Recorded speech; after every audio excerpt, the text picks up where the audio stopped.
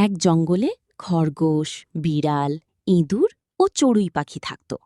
সাধারণত বিড়াল ইঁদুর শিকার করে, কিন্তু এই জঙ্গলের গল্পটা ছিল আলাদা।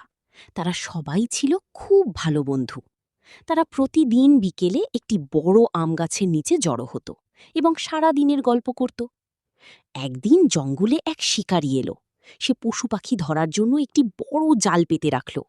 ভুলবশত বিড়ালটি সেই জালে আটকে গেল।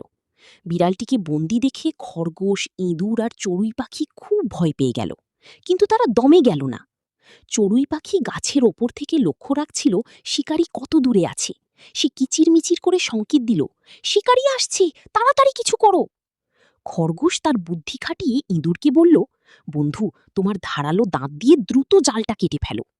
ইঁদুর একটুও দেরি না করে কুটকুট করে জালের সুতোগুলো কাটতে শুরু করলো। শিকারী যখন প্রায় কাছাকাছি চলে এসেছি, ঠিক তখনই ইঁদুর জালের শেষ সুতোটি কেটে ফেলল। বিড়ালটি মুক্ত হয়ে এক লাফে ঝোপের আড়ালে লুকিয়ে পড়ল। খরগোশ আর ইঁদুরও দ্রুত গর্তে ঢুকে গেল, আর চড়ুই পাখি ফুরুত করে উড়ে গিয়ে মগডালে বসল। শিকারী এসে দেখল তার জাল কাটা এবং কোনো শিকার নেই। সে হতাশ হয়ে ফিরে গেল। বিপদ কেটে যাওয়ার পর তারা সবাই আবার এক হলো। বিড়ালটি ইঁদুরকে ধন্যবাদ জানিয়ে বলল, আজ তুমি আমার প্রাণ বাঁচিয়েছ, বন্ধুত্বের চেয়ে বড় আর কিছুই নেই।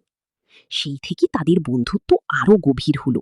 তারা শিখল যে আকার বা শক্তি যাই হোক না কেন, বিপদে একে অপরের পাশে থাকাই হলো প্রকৃত বন্ধুত্ব।